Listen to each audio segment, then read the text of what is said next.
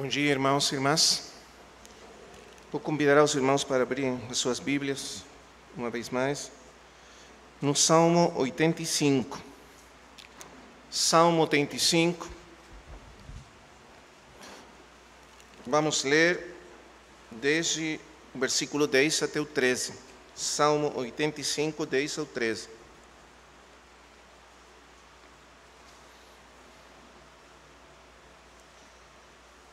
Encontraram-se a graça e a verdade, a justiça e a paz se beijaram.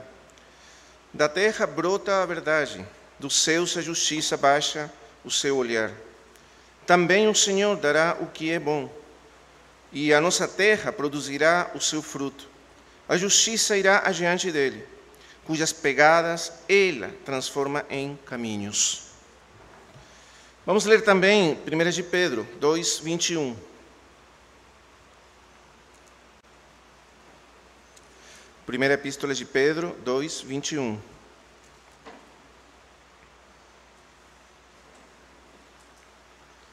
Porquanto, para isto mesmo fostes chamados, pois que também Cristo sofreu em vosso lugar, deixando-vos exemplo para seguirdes os seus passos, ou em outras traduções, as suas pegadas. E agora também João 14, 6. Evangelho de João 14, 6.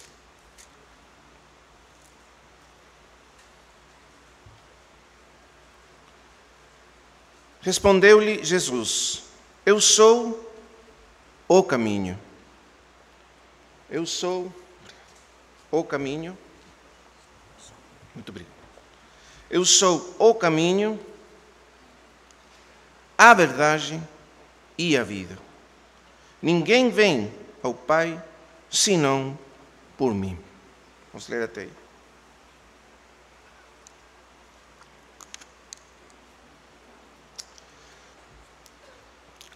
O assunto que nós estamos considerando nesses dias, pela graça do Senhor, tem a ver com que aquela vida ascensional, devotada, dirigida à devoção para o Senhor.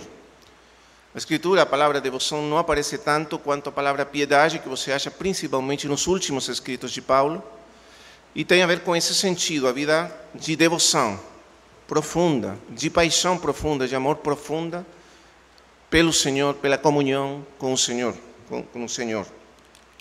Então, uma vida ascensional. O assunto que me correspondeu tratar a mim nesses dias tem a ver com a vida devocional, a vida devocional do mesmo Senhor Jesus Cristo. Normalmente, quando nós focamos nesses pontos, focamos na vida dos servos do Senhor. Porém, o foco principal dessa vida de devoção é o mesmo Senhor Jesus Cristo. Ele viveu nesse mundo uma vida de devoção profunda, total, dirigida ao seu Pai, Deus. E então, esse vai ser o assunto que vamos considerar nesses dias, no meu tempo. Agora, quando nós tratamos da vida do Senhor, da pessoa do Senhor, literalmente nós estamos pisando em terra santa. E então nós precisamos tirar as sandálias dos nossos pés, no sentido de que temos que pisar com muito cuidado no assunto da sua pessoa.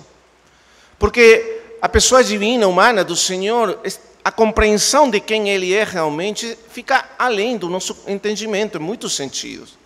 Então temos que caminhar com muito cuidado para entender quem é Ele e como foi a sua vida humana nesse mundo, a vida dele, a pessoa divina do Verbo divino, encarnado numa pessoa humana, numa natureza humana, na verdade, vivendo nesse mundo. Então vamos considerar alguns pontos. Primeiro, eu gostaria de tentar alguns pontos preliminares nos textos que nós limos agora, acabamos de ler. No Salmo 85, nós temos vamos dizer assim, uma visão profética do significado da vinda do Senhor Jesus ao mundo, da encarnação do Senhor. E o Salmo fala da reconciliação, da expiação, da obra do Senhor para nos reconciliar com Deus, para, na verdade, reconciliar o céu com a terra, por meio da sua morte. E por isso que aí está essa expressão tão conhecida por nós, que diz: encontraram-se, o versículo 10, encontraram-se a graça e a verdade.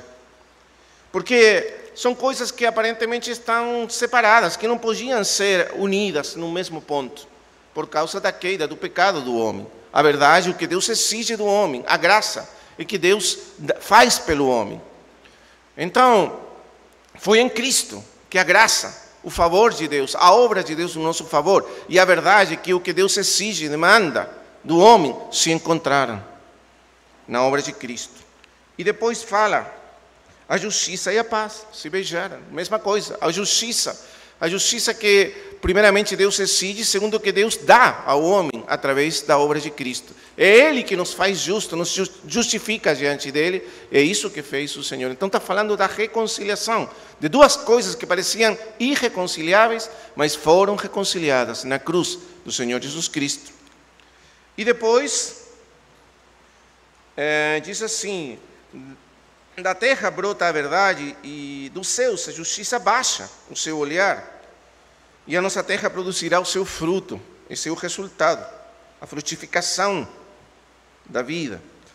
E a justiça irá diante dele, cujas pegadas ela transforma em caminhos. Agora, outras traduções, a maioria das traduções colocam esse último versículo da maneira seguinte, assim: a justiça irá adiante dele, esse ele aí é o nosso Deus, que desce para nós, Deus mesmo descendo para estar entre nós, cujas pegadas, aí as pegadas, as outras traduções, são as pegadas de Deus.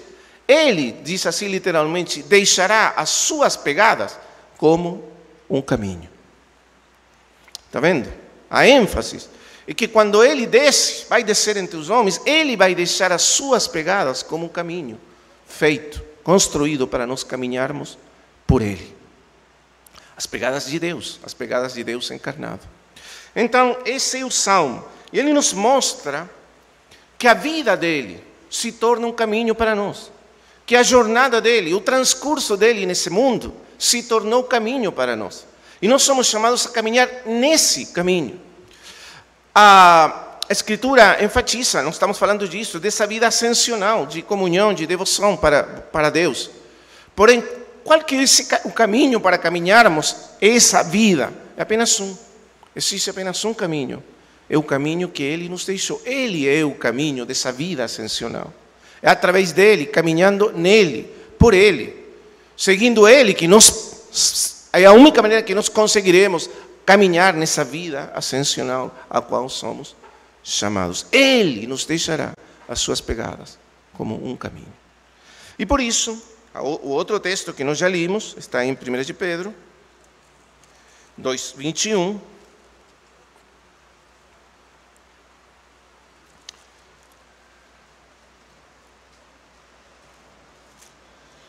Que diz assim: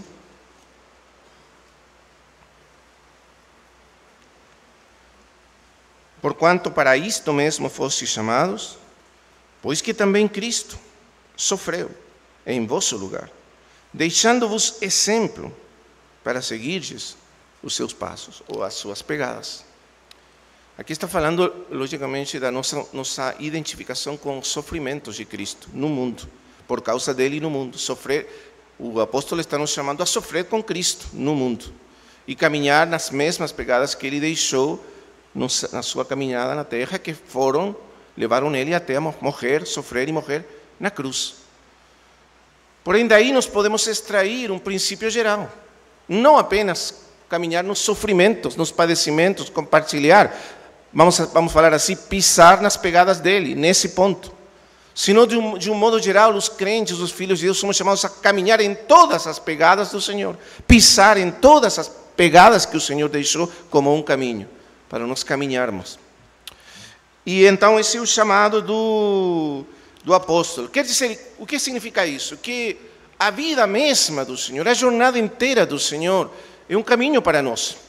Ele é um exemplo para nós imitarmos, para nós seguirmos, para nós pegar exatamente onde ele deixou as suas pisadas marcadas na história. E os evangelhos contêm essas pegadas do Senhor. Estão aí.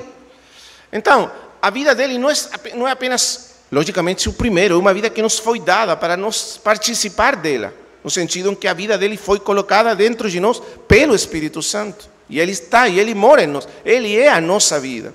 E essa vida que se desenvolve em nós e nos transforma de glória em glória. E assim vamos caminhando.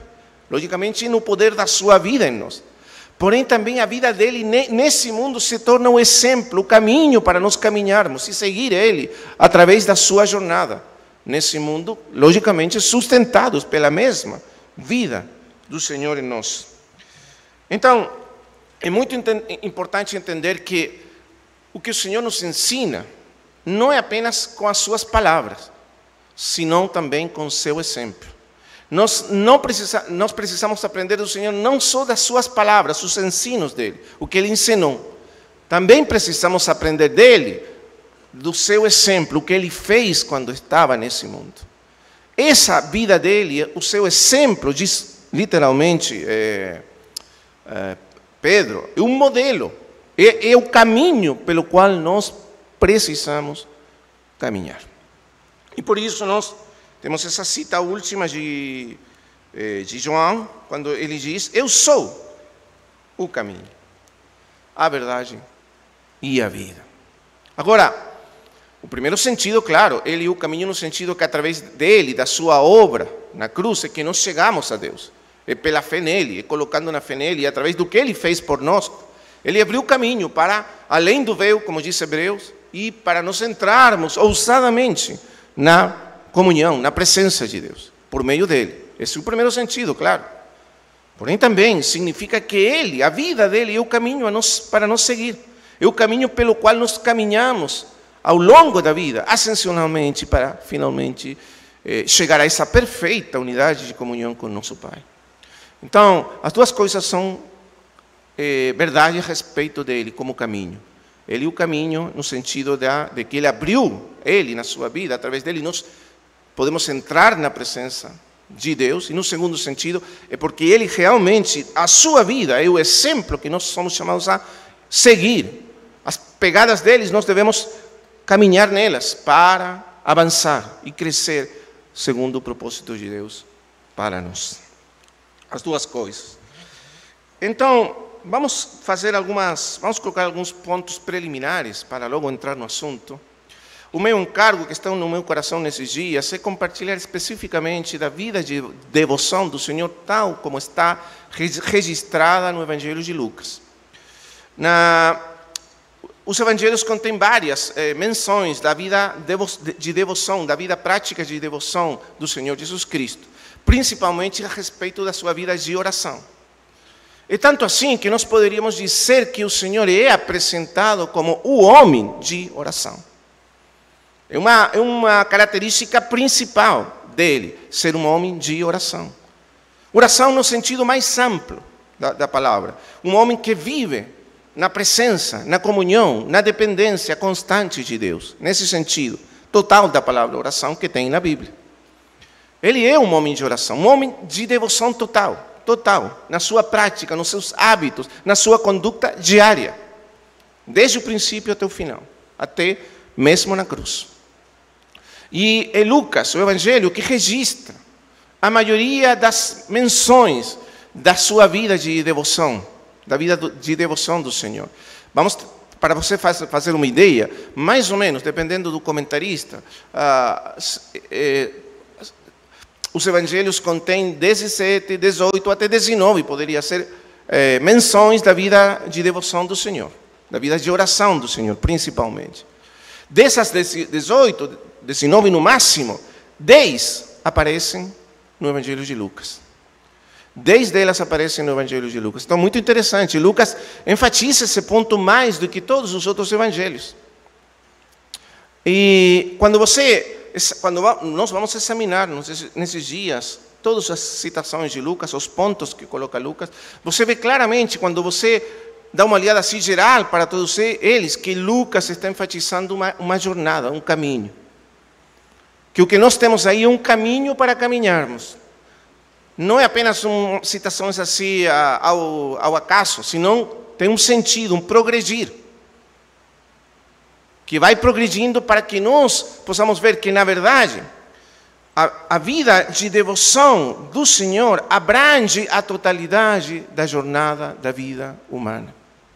desde o nascimento até a morte. Tudo está abrangido nessa vida de caminhar devotamente do Senhor com Deus. Então, Ele se torna assim o nosso caminho, o nosso exemplo. Porque a nossa pergunta é como nós poderemos caminhar dessa maneira?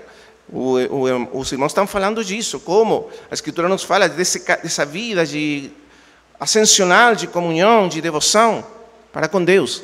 Ou para usarmos a palavra bíblica, da piedade para com Deus.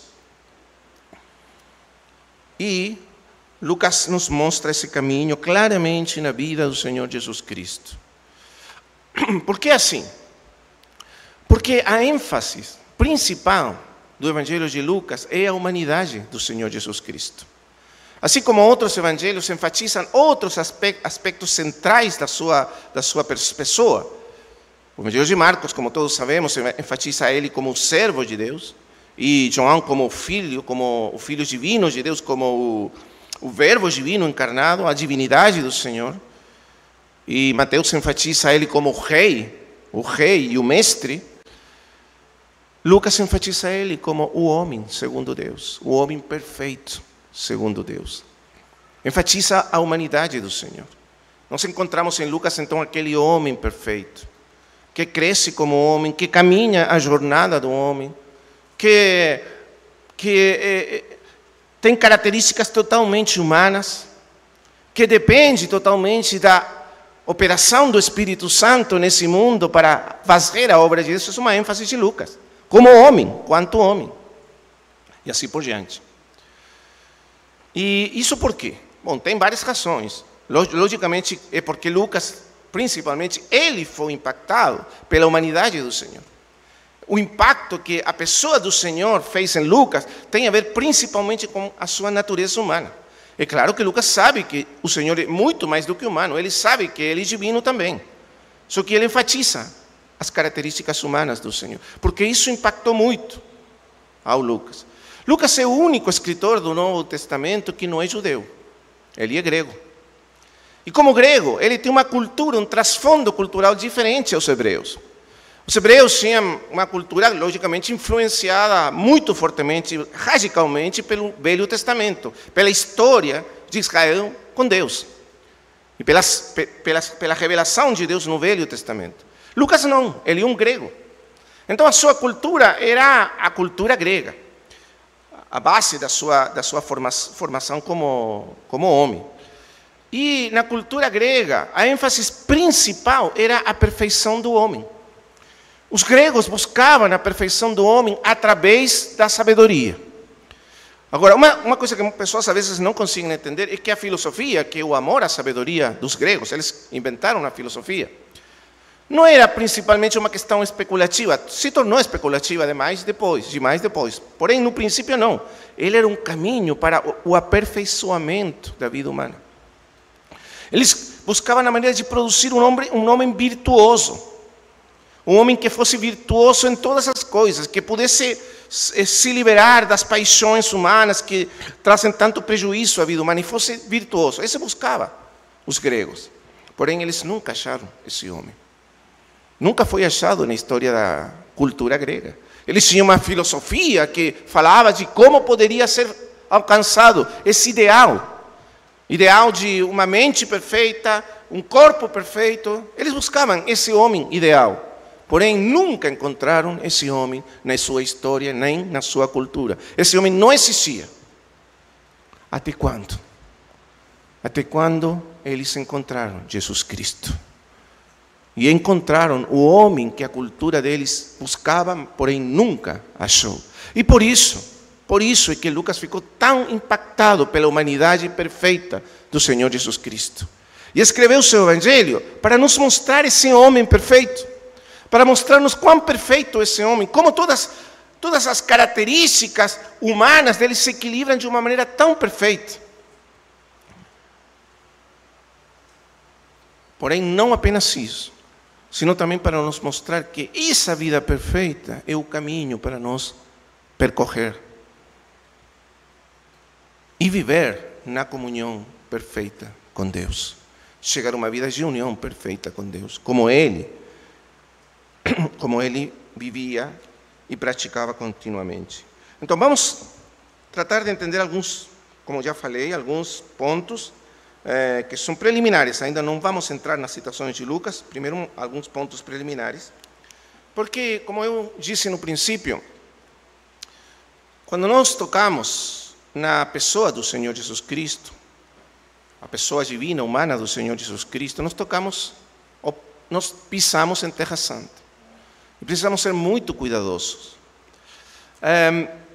Durante os primeiros séculos da história da igreja, os primeiros 300 anos da história da igreja, a compreensão de quem era realmente o Senhor, da pessoa do Senhor, foi o foco principal de todos os eruditos, de todos os estudiosos, todos os teólogos. Esse foi o grande debate, a grande discussão dos primeiros séculos, até finalmente definir quem era Ele.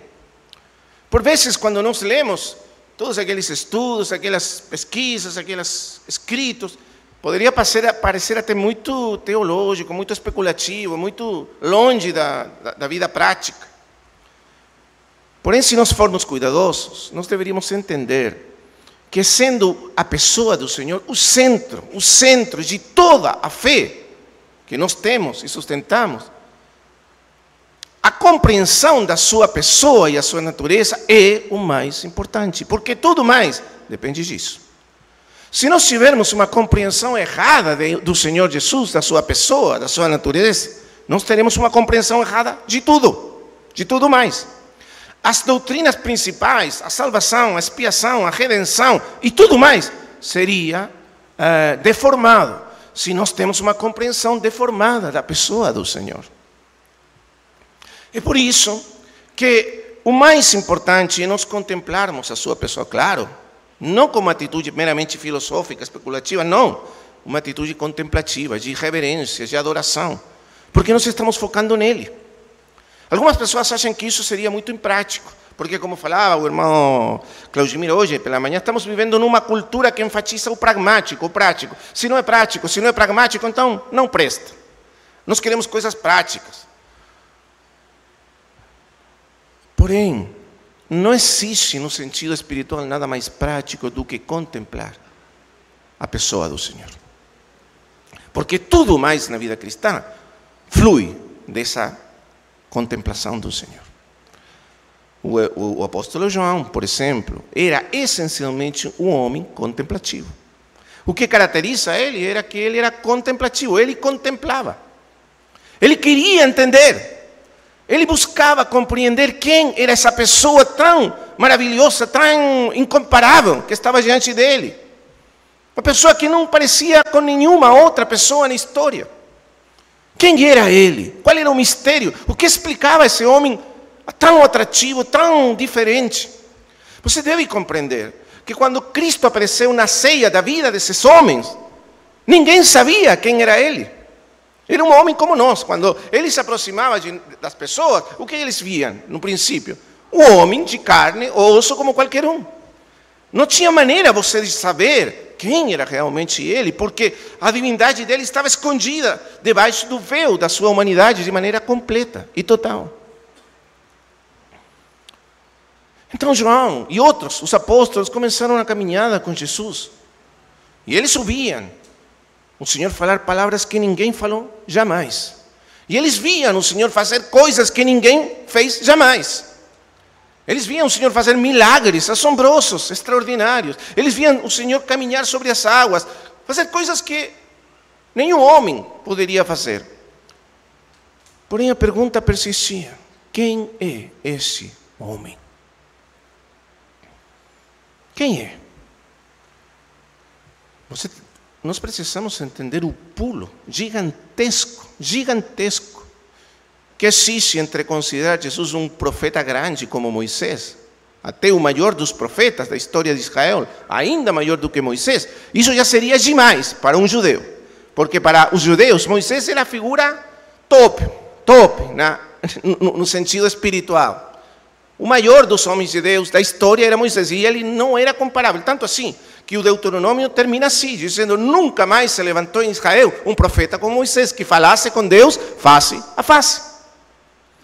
Então, essa era a figura máxima. E depois Elias, um pouco mais baixo. E daí, todos os outros.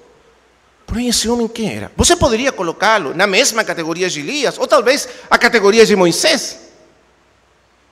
Ou, se formos além, eles até, na sua devoção, na sua impressão com a pessoa do Senhor, poderiam até colocá-lo por encima de Moisés.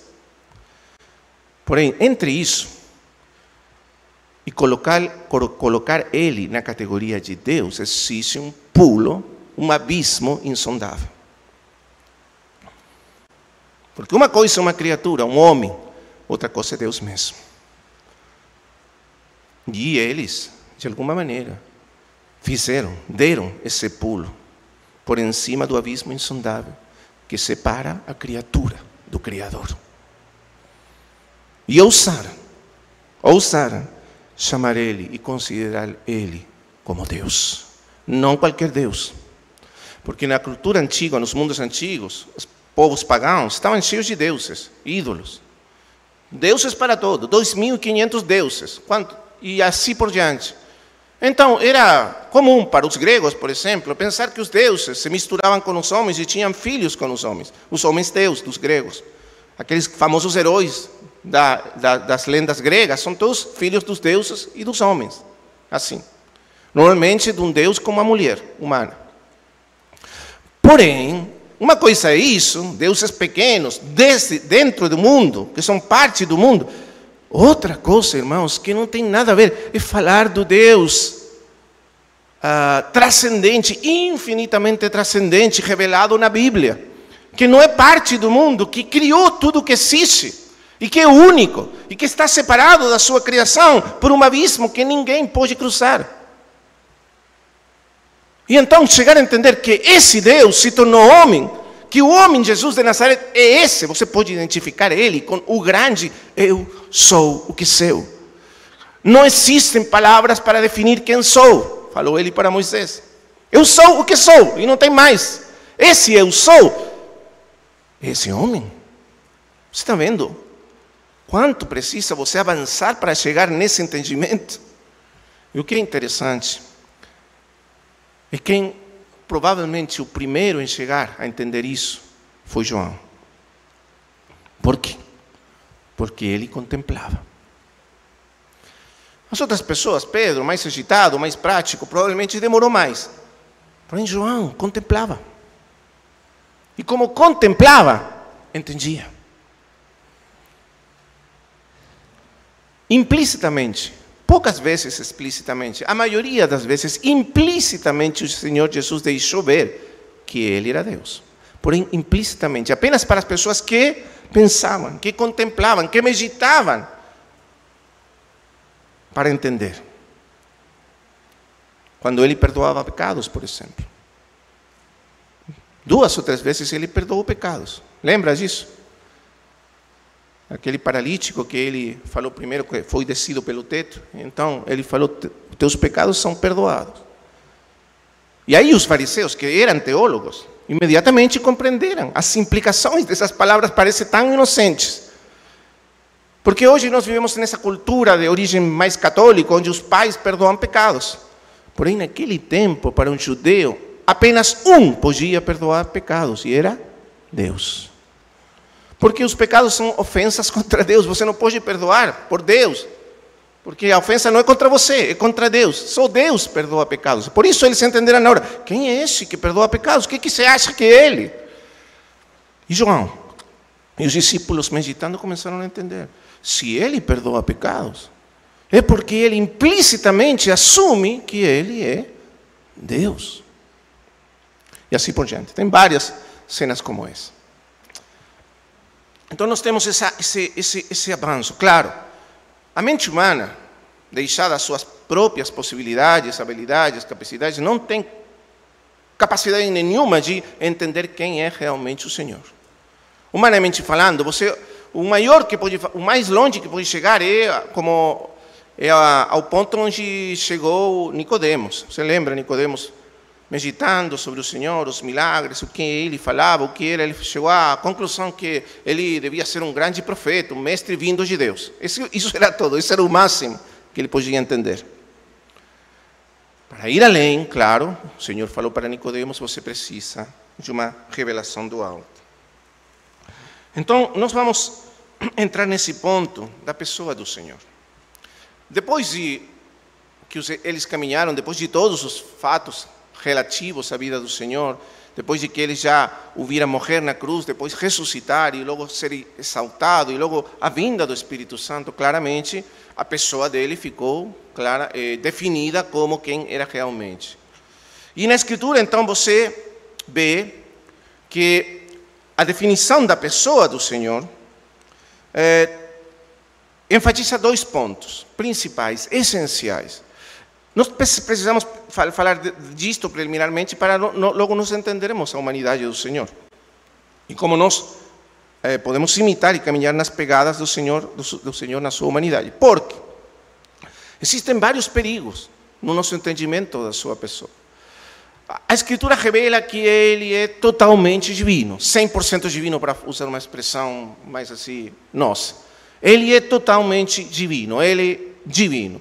Ele possui uma natureza divina, a mesma natureza divina do Pai e do Espírito Santo. Uma mesma natureza divina com o Pai e o Espírito. 100% divino. Porém, também revela, mostra que ele é 100% humano. Lá no tempo de João, no final, apareceu aquela heresia gnóstica, que nos primórdios essa heresia era chamada de docetismo. A ideia era que era impossível que Deus, aquilo que era absoluto, transcendente, único, pudesse se fazer realmente homem, porque a natureza material, o mundo material, para os gregos, era um mundo ruim, um mundo mau. Então, como o Deus infinito, eterno, poderia se tornar homem realmente no sentido físico, material?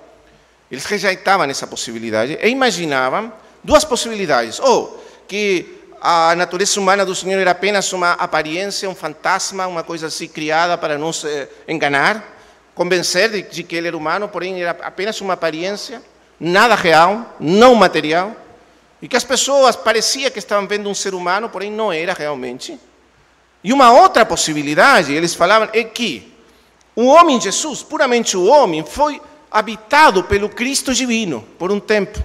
Existe um homem, Jesus, que foi habitado pela pessoa divina do Cristo por um tempo, e logo, na morte na cruz, aquela pessoa divina abandonou o corpo, a vida humana desse homem, e quem morreu na cruz foi o homem, Jesus, não o Cristo divino. Como se fossem 2 coisas separadas. Essa era a teoria dos gnósticos e dos docetistas. Essa é a visão que João combate na sua primeira carta. Essa carta está escrita para refutar essas teorias. Aquele que nega que Cristo veio em carne é anticristo. Esses eram os gnósticos, os docetistas, negavam a encarnação, a humanidade verdadeira do Senhor. Então, você pode ver quão importante é esse assunto. No século III, mais ou menos, 2 ou 3, existiu um grande debate sobre esse ponto. Uma heresia que se chamou arianismo, que vinha de um presbítero romano que chamava-se Ágio. E ele ensinou que a pessoa, vamos dizer, a pessoa que se encarnou no homem Jesus, não foi o Filho divino, eterno, não foi Deus, senão um anjo exaltado. Uma coisa assim, muito parecido com os testemunhos de Jeová hoje. E o presbítero da igreja em Alexandria se opôs a isso e livrou uma grande batalha. Ele foi exilado 5 vezes pelo imperador romano por causa de defender a verdade sobre a pessoa do Senhor. E ele disse o seguinte, ele escreveu o seguinte, presta atenção porque é muito importante. Algumas pessoas falavam, bom, que tanto faz a diferença se o Filho é eterno foi criado, se o Filho de Deus é uma criatura, ou é o Deus eterno? Isso é uma coisa tão especulativa que não faz diferença nenhuma na prática. Pessoas pragmáticas, como sempre. E ele escreveu o seguinte, ele diz, não, porque se ele não era Deus verdadeiro, de Deus verdadeiro, ele não podia nos salvar. Porque um anjo não pode fazer a união entre homem e Deus, por mesmo que seja mais exaltada das criaturas. Como poderia unir Deus com o homem? E, logo falando da sua verdadeira humanidade, ele diz o seguinte, tudo, esse é o princípio dele, tudo aquilo que ele não assumiu, não salvou. Vou repetir. Tudo aquilo que ele não assumiu, ele não salvou. Aquilo que não pode ser assumido, esse é o princípio, não pode ser salvado. O que quer dizer isso? Que se ele não assumiu totalmente a natureza humana, totalmente, quer dizer, corpo, alma e espírito humano, ele não podia salvar aquilo que não assumiu. Está vendo a importância de entender quem é o Senhor Jesus Cristo? Então, nós vamos tratar de entender um pouco. Eu sei que para alguns irmãos isso se torna muito técnico. Porém, eu preciso enfatizar isto. Isto é o fundamento da fé, da nossa fé. Existem livros muito bons sobre o ponto, se algum irmão quer depois pesquisar, aprofundar no assunto. Eu acho que é um livro aqui escrito por um irmão brasileiro, Eber de Campos, uma coisa assim, né? Eber de Campos, que se chama As Duas Naturezas do Redentor. Eu recomendo esse livro se você quer ir aprofundar mais, um livro mais técnico, porém ajuda se você quer entender melhor essas coisas. Então, como é que nós entendemos a pessoa divina, humana do Senhor? O entendemos assim, segundo a Escritura. Como que a Bíblia entende o assunto? Mesmo que nunca conseguiremos esclarecer totalmente o significado da pessoa do Senhor, porque, na verdade, num sentido, ela está sempre além do nosso entendimento. Porém, a Bíblia o define assim: a pessoa divina do Verbo eterno, que é o Filho eterno de Deus, como diz João, assim é que o apresenta João. No princípio era o Verbo, e o Verbo era com Deus, e o Verbo era Deus, ou a palavra, o Logos, no grego. Essa palavra, esse Logos, esse Verbo eterno, é Deus, é da natureza de Deus, é isso que está dizendo João, é eterno, coeterno com Deus, e participa da divindade eterna de Deus, o Pai, para sempre, e sempre esteve em comunhão, face a face, intimamente voltado para Deus. Assim que ele existia na eternidade. Deus, a pessoa divina do Verbo. No grego é enfático, o grego mais enfático que o português. O grego diz: no princípio era o Logos, a palavra, e a palavra estava voltada face a face com Deus, íntima comunhão com Deus, profunda em penetração com Deus, eternamente. E Deus, o grego é enfático, não diz e o Logos era Deus, senão o contrário. E Deus era o Logos. Por quê? Porque no grego, quando você quis, no estilo grego, se você quer enfatizar um ponto, você coloca o ponto que quer enfatizar primeiro na oração, na frase. E por isso, Deus, essa é a ênfase, Deus divino, de natureza divina, da essência divina, era esse Verbo. Assim começa o Evangelho de João. O mais contemplativo dos apóstolos começa lá, na divindade dele, da pessoa divina. Essa pessoa eterna, divina, se fez carne. Presta atenção aí. É um descenso, primeiro. O primeiro movimento da encarnação é um descenso, não um ascenso. Não é que o homem ascende para se tornar Deus, como os gregos entendiam. É Deus que descende para se tornar homem. É o Verbo eterno, que é divino, que possui nele uma natureza intrinsecamente divina, desde a eternidade, que desce para tomar para si uma natureza humana. É a pessoa divina do Verbo que toma para si uma natureza humana. Então, deixa eu explicar isto. Segundo João, o Senhor Jesus Cristo, a pessoa do Senhor, é a pessoa divina do Verbo eterno. Não é uma pessoa simplesmente humana, é a pessoa divina do Verbo que assume para ele uma natureza perfeitamente e plenamente humana. O apóstolo Paulo explica isto da seguinte maneira: ele fala da kenosis, o esvaziamento do Senhor. O que quer dizer isso? Paulo está falando em outro contexto, ele não está falando especificamente como João da encarnação divina da pessoa divina do Verbo. Ele está falando mais bem do caminho do serviço do Senhor, como ele se tornou um servo. Ele, sendo em forma de Deus, diz Filipenses, ele não estimou, qual seria a palavra mais exata? Ele não apreciou aquilo de ser igual a Deus, da mesma natureza de Deus. Porém, a ênfase de Paulo é na mesma posição de Deus, a mesma glória de Deus, exaltado no sumo, no ponto supremo da criação, sobre todas as coisas. Ele não se aferrou disso, não se agarrou disso, sino que ele se esvaziou daquela posição divina de exaltação, de glória, manifestada e sendo adorado e sendo reconhecido como Deus por toda a criação. Ele deixou essa posição, diz Paulo, e assumiu a posição, a forma, porque essa é a palavra que ele usa, a forma de servo. Uma forma visível, o que você vê dele, de um servo, de uma criatura que serve. Totalmente desvestido dessa glória divina, dessa manifestação da sua glória e a sua natureza divina. Assim que nós conhecemos Ele. Despojado, sem glória. Você já imagina isso? Deus mesmo. É que esse é o grande mistério, o mistério central da nossa fé. Deus mesmo. Você lembra qual que é o grande mistério da nossa devoção? O foco central da nossa devoção, de toda a devoção, de toda a piedade da vida cristã. Indiscutivelmente grande o mistério da piedade.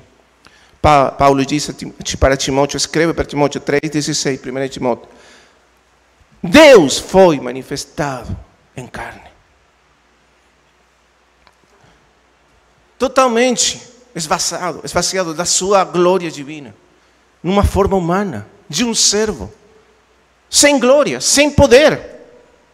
Sem ser reconhecido por ninguém, sem ser servido por ninguém, caminhando nesse mundo como homem. Então aí vem o mistério da encarnação. Aquele verbo divino, aquela pessoa divina, se fez carne.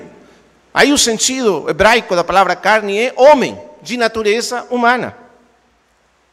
Se fez homem, se tornou homem, sem deixar de ser divino. Ele não perdeu a sua natureza divina na encarnação, ele apenas a escondeu por debaixo do véu da sua humanidade. Ele renunciou à forma de Deus, quer dizer, à expressão, ao uso dos seus atributos divinos, mesmo que nós não consigamos entender o que isso significa.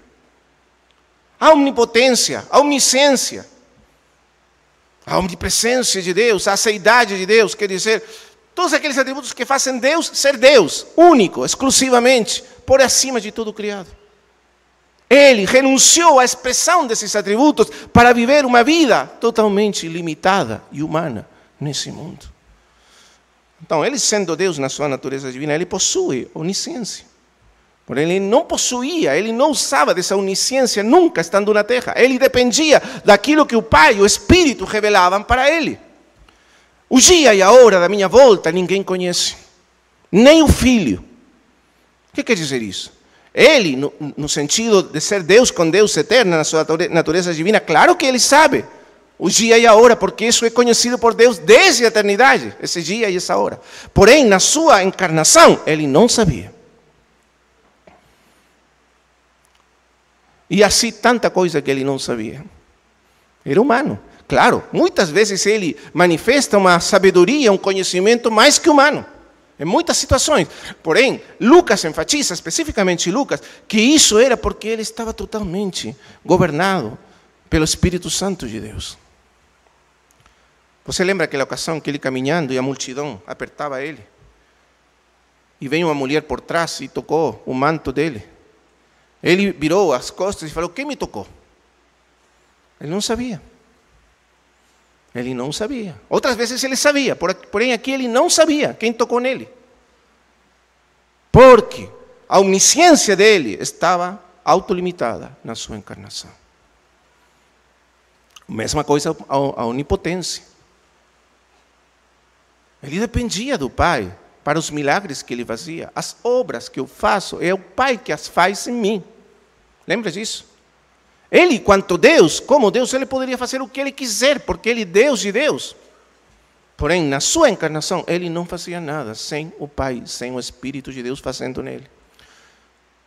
Os eruditos acreditam, eu também acredito, que apenas em 2 ou 3 ocasiões, ele atuou na sua natureza divina. Muito poucas vezes. Uma dessas é quando ele caminhou sobre as águas. Para mostrar o seu poder, o seu domínio total sobre a natureza criada, como Deus. Perfeitamente humano, porém perfeitamente divino.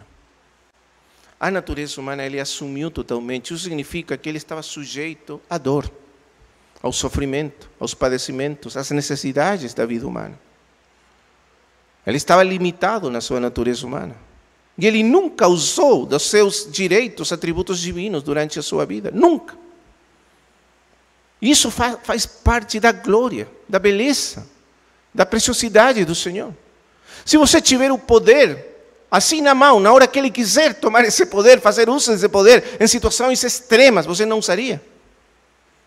Claro que usaria. Os homens, imagina, ter um poder assim na mão, usar quando eu preciso. Porém, Ele nunca usou desse poder. Isso fala da glória da sua vida humana, da sua perfeita encarnação, porque Ele se fez como nós, para nós, igual a nós, para que nós pudéssemos ser como Ele, na exaltação. Ele precisava percorrer a jornada do homem até o final. E se Ele usava dos seus atributos, seus direitos divinos, Ele já não seria como nós. Essa é a glória da sua vida, a maravilha da sua vida. Os apóstolos, quando, especificamente Lucas aqui, e também João, eles ficam, como dizer assim, eles ficam assombrados, eles não conseguem entender a glória dessa vida humana do Senhor, sabendo logo quem era Ele realmente. Como que Ele suportou ser crucificado, cuspido, batido, ferido, magoado, zombado, sem reagir, sendo que Ele tem todo o poder de Deus na mão dele. Porque Ele se tornou homem e percorreu totalmente a jornada do homem. E os homens somos fracos. Os homens estamos sujeitos à dor. E não podemos fugir da dor, mesmo que quisermos fugir da dor. Não é? E Ele se tornou não apenas homem, sino o varão das dores. Um homem experimentado na dor e no quebranto humano. Algo assim como doutorado na dor e no sofrimento humano. Não apenas pouco de dor. Sofreu conosco, sujeito ao clima, ao frio, ao calor, às necessidades, à fome. Verdadeiro homem, verdadeiro Deus de Deus, verdadeiro homem da natureza humana. Que maravilha é o Senhor, né? Porém, não apenas isso. Não apenas isso. Porque Ele não apenas se tornou pessoalmente um homem perfeito segundo Deus, que caminhou com Deus na perfeita obediência, na perfeita justiça, na perfeita submissão, totalmente sujeito, dependendo sempre a cada passo da sua vida do Pai e do Espírito, e da direção do Espírito, dando cada passo, caminhando cada passo no caminho que o Pai marcou para Ele, e se tornando um homem justo e perfeito aos olhos de Deus. Isso Ele não fez por Ele, nem para Ele. Porque o verbo de Deus não precisaria de alguma coisa dessas? Para Ele foi um descenso. Para Ele foi uma perda. Descer assim como Ele desceu. Ele deixou a sua glória, como diz aquele velho hino. Ele deixou a sua glória lá nos céus. Deixou tudo que lhe pertencia a Ele por direito. Para se tornar um homem, servo de todos os homens. E caminhar nessa vida, não apenas, porque Ele poderia ser encarnado aqui como o mais grande dos reis, dos imperadores da história. E por direito isso seria nada comparado com o que Ele é realmente. Isso mesmo já seria uma grande humilhação para Ele. Porém, Ele se tornou servo de todos os homens. E Ele diz, eu sou o menor de todos os homens, no Salmo 22. Eu não sou nem sequer um homem, sou tratado, considerado como se fosse um verme, uma coisa... o mais ruim de tudo. E isso fez o Senhor. Ele se tornou esse homem. Porém, não apenas individualmente para ser um homem. Ele se fez homem e percorreu essa jornada para se tornar o homem representativo. Para nos incluir a todos nós nele. Para ser Ele o homem que nos representa a todos. Nos inclui a todos nós aos olhos de Deus. Porque todos nós caímos em Adão. E todos nós nos perdemos em Adão. Para sempre. Excluídos da glória de Deus. Excluídos da presença de Deus. Excluídos da comunhão com Deus. Quem de nós tem direito a caminhar com Deus? Me fala. Quem de nós tem direito a se apresentar e exigir para Deus audiência? Ser ouvido por Deus? Você tem esse direito? Nenhum de nós. Não temos direito. Não temos direito a que o céu escute o que nós pedimos e falamos. Nenhum. O céu está fechado para toda a humanidade, porque o homem perdeu a comunhão com Deus lá no Jardim do Éden. Em Adão, todos estão mortos para Deus. E todos pecaram. E estão destituídos da glória de Deus. Porém, Ele se tornou homem, perfeito homem, para incluir-nos nele representativamente e levar-nos com Ele novamente à presença e à comunhão com Deus por meio da sua morte na cruz. Essa foi a sua jornada. O varão perfeito, porém também o varão das dores, assumindo sobre ele não apenas a humanidade perfeita, sem pecado, claro, sem pecado, porém todas as fraquezas da vida humana nesse mundo, sujeito a todas as fraquezas, as dores, os ataques do diabo, as tentações do diabo também, tudo o que o homem sofre nesse mundo, porém sem pecado, graças a Deus, para assim nos salvar e tornar-se esse homem representativo, um novo Adão, um novo homem, o princípio de uma nova humanidade, de uma nova criação, nele, por meio dele, para nos levar a Deus novamente e abrir esse caminho. Nós estamos falando de uma vida ascensional de devoção, mas essa vida seria impossível sem Ele. Seria impossível sem Ele. É nele que nós entramos nessa vida de comunhão e que somos admitidos na presença de Deus para caminharmos com Deus e temos o privilégio e o direito de estar, de viver em comunhão com Deus. É nele e por Ele. Na vida, no Velho Testamento, a vida dos homens com Deus é mostrada como um caminho, como um caminhar com Deus. O primeiro que é mostrado assim é Enoque. Caminhou Enoque com Deus. Lembra disso? E caminhou tão perto de Deus que finalmente sumiu. Já não era mais nesse mundo. Estava com Deus. Depois você tem Abraão. O Senhor aparece para ele e ele diz: eu sou o Deus Todo-Poderoso, Onipotente. Caminha, anda diante de mim e sê perfeito. A vida humana com Deus é retratada como um caminho. Um caminho para caminhar. Porém, como já nos falaram os irmãos, não é um caminho assim, simplesmente plano, né? Um caminho plano, assim, reto. Não, não. É um caminho ascensional. Você vai ascendendo, de glória em glória. Até que finalmente acontece o que aconteceu com Enoque. Você já não era mais nesse mundo. Está com Deus. Todos somos chamados a caminhar com Deus, como Abraão. Caminha, anda diante de mim, na minha presença, na minha face. Isso significa diante de mim, na minha face. E ser perfeito. Claro, Abraão não foi perfeito. Nenhum homem conseguiu caminhar perfeitamente com Deus nesse mundo. Nenhum. Até quando?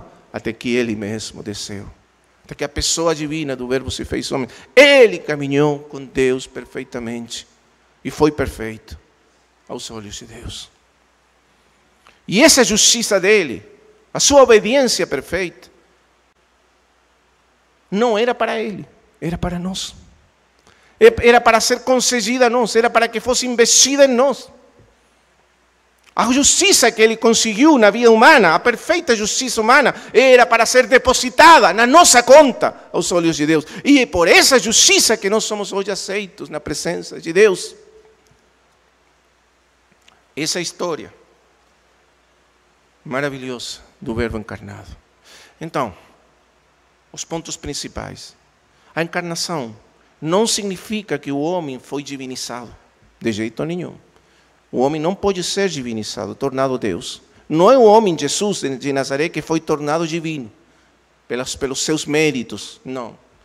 É um descenso, é a pessoa divina do Verbo eterno que se tornou humana. E assumiu uma perfeita natureza humana, um movimento em dois sentidos. O primeiro sentido é descida. Ele desce primeiro, para logo ascender, subir. Quando Ele desce às partes mais baixas, ao fundo de tudo, onde nós estamos, no buraco, no final de tudo, para nos salvar, redimir aí. E quando Ele soube, aí Ele nos leva consigo. E soube conosco, para nos apresentar diante de Deus, justificados, perdoados, e abrir o caminho, como precursor, através do véu, para a presença de Deus, para todos nós. Então, o movimento ascensional da vida cristã é um movimento dentro dele. Como explicar?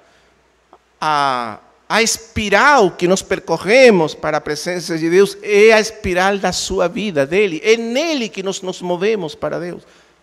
Você entende o que estamos falando? É nele, em Cristo que nós nos estamos movendo e avançando para Deus.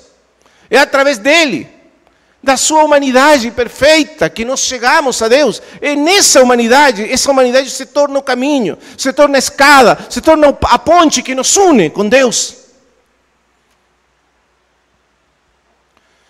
Aí estamos nós, nele.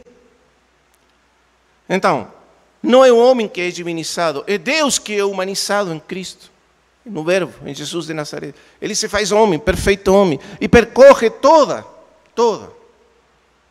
a jornada do homem. Então, existem dois extremos que nós devemos evitar na nossa compreensão do Senhor.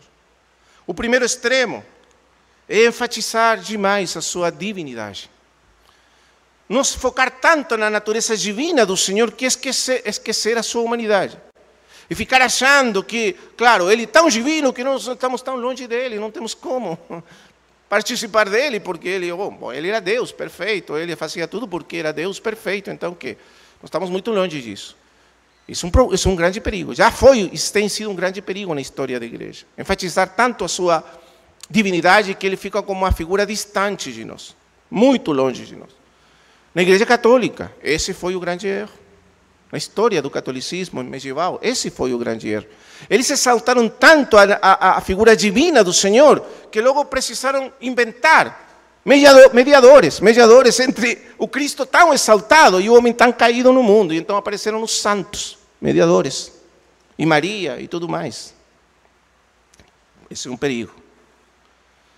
Claro, no mundo protestante nós não temos esse perigo porque nós rejeitamos todo esse mundo de santos e altares e estátuas e tudo isso. Claro, porém temos mediadores de carne. No mundo evangélico existe muito também essa mediação, só que são homens sem os quais as pessoas sentem que estão longe de Deus. Precisamos daquele grande homem de Deus para ouvir a voz de Deus, para ter comunhão com Deus, para nos aproximar de Deus, porque nós somos tão miseráveis, estamos tão pecadores, que estamos tão longe, Ele tão perfeito divinamente falando. Isso é um grande erro, irmãos amados.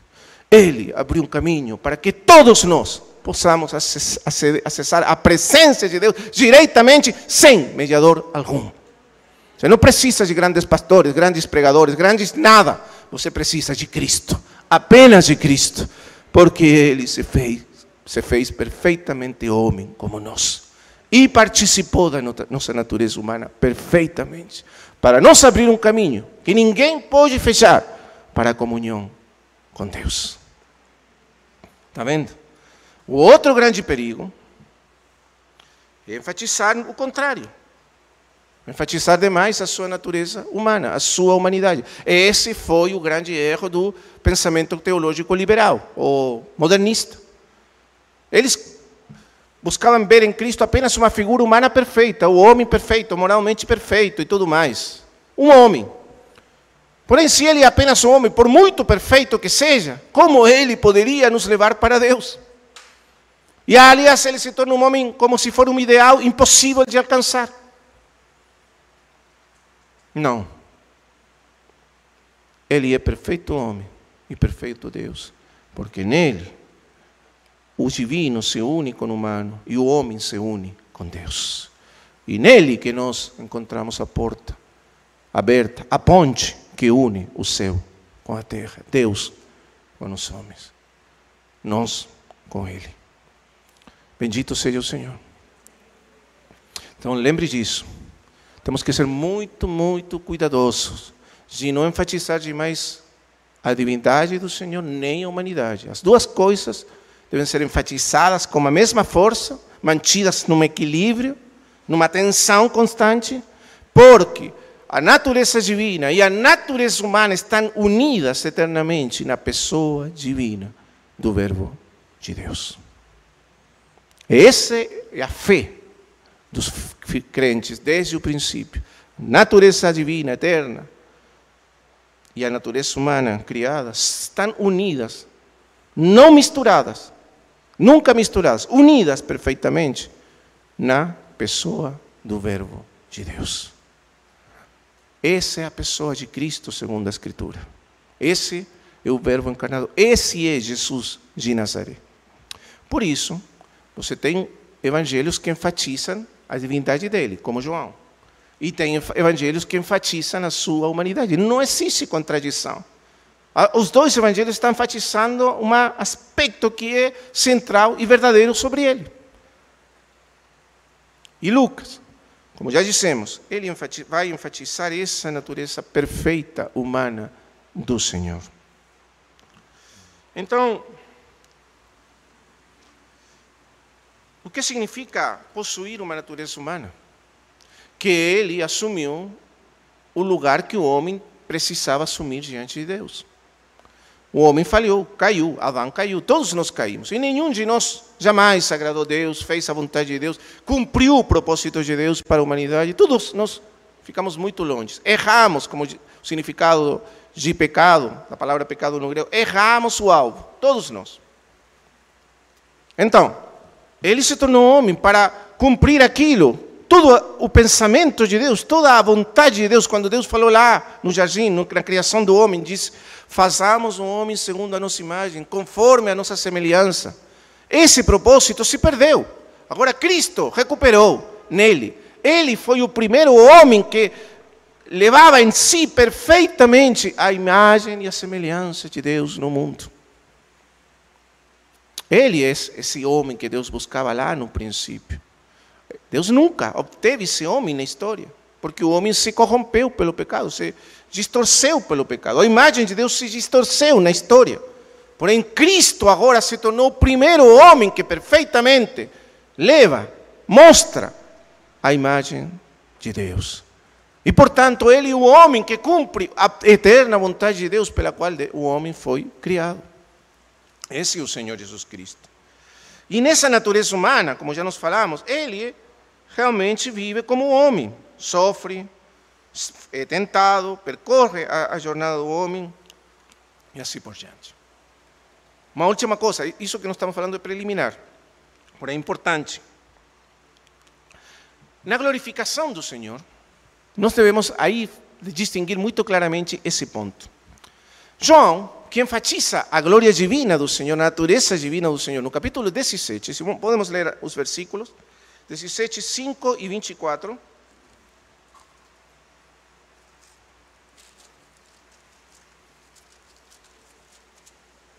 João 17, 5 e 24. O Senhor está aqui orando a sua última oração. Nós, se tivermos tempo, no meu último tempo de compartilhar, vamos tentar dar uma olhada às principais orações do Senhor. Porém, aqui já estamos numa delas, uma das principais. Alguns dizem que essa oração é a oração mais profunda que já foi orada na história do mundo.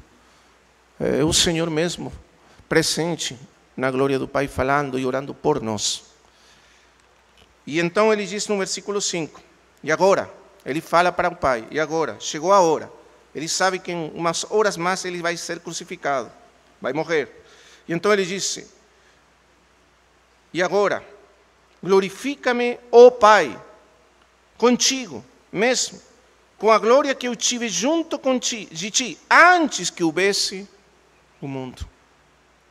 E agora o versículo 24. Pai, a minha vontade é que onde eu estou, estejam também comigo. Ele já está na glória do Pai. Nesse instante ele está mesmo na glória. Para que vejam a minha glória, que me conferiste, porque me amaste antes da fundação do mundo. Então veja a ênfase de João, do livro de João. A ênfase do livro de João é que Cristo, na glorificação, na exaltação, ele apenas recupera aquilo que ele teve desde a eternidade. A glória que ele já tinha eternamente. Porque como filho de Deus, ele não alcançou nada novo. Quando ele foi exaltado à destra do Pai, ele simplesmente recuperou para ele aquilo que ele deixou lá. Por todos nós. Por amor de nós. Mas o movimento é tão impressionante. Ele desce, ele deixa sua glória com o Pai e desce ao mundo para nos buscar e para nos levar a participar dessa glória que ele tem com o Pai. Eu quero, Pai, que eles vejam minha glória. Isso significa não apenas ver assim de longe, significa entrar nessa glória, participar dessa glória.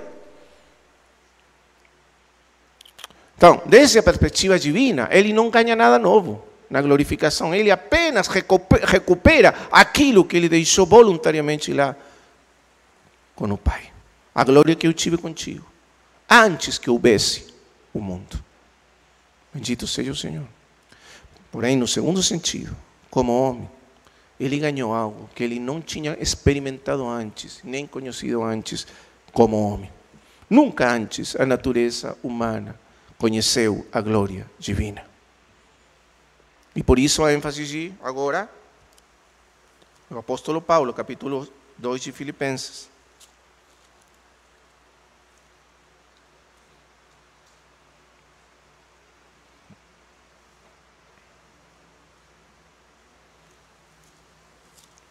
É aquela passagem que já citamos, sobre a encarnação desde a perspectiva de Paulo.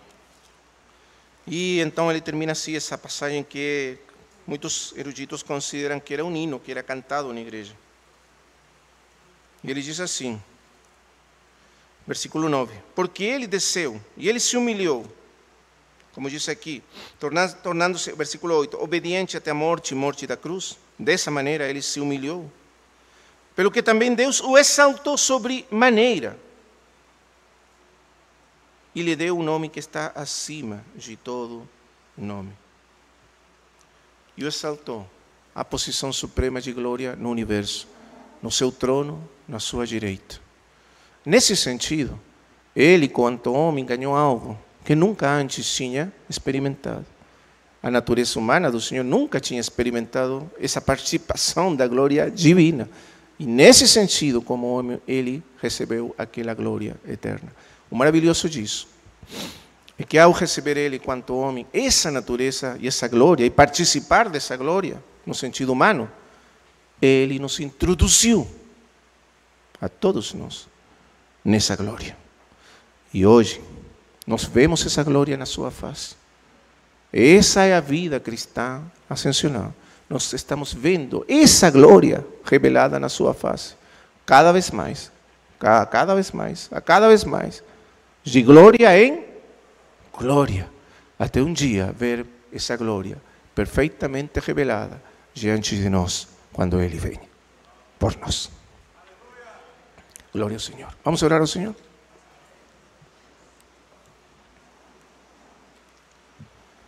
Amado Pai Celestial, somos tão gratos de ouvir estas coisas. Elas comocionam no nosso coração até hoje, constringem nosso coração ouvir da grandeza, da glória, da imensidade da pessoa do Senhor Jesus Cristo.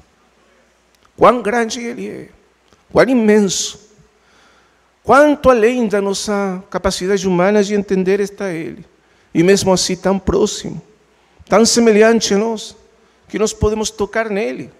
Podemos falar com Ele, podemos nos aproximar dEle sem temor, sem medo, de cair destruídos diante da glória de Deus que Ele possui, porque Ele se tornou acessível, humano, para todos nós, para ser Ele mesmo o caminho que nos leva para Deus e nos une eternamente com Deus.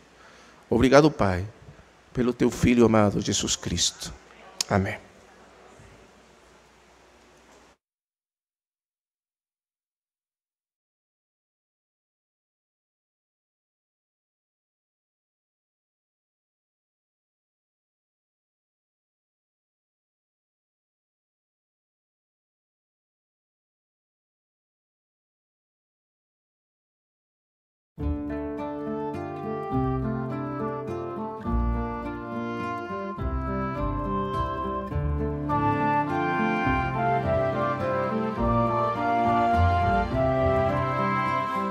Espera, ó minha alma, que o Senhor fará.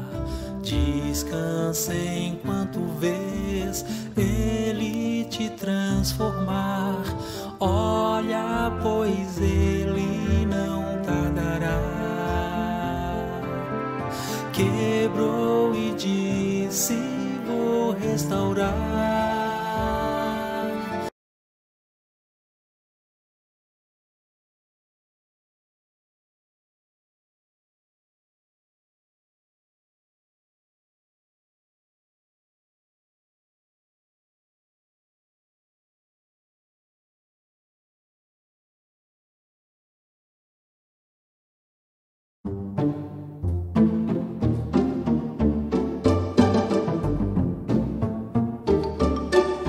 Mais de Cristo eu quero ver, mais do seu amor obter, mais a sua compaixão, mais a sua mansidão.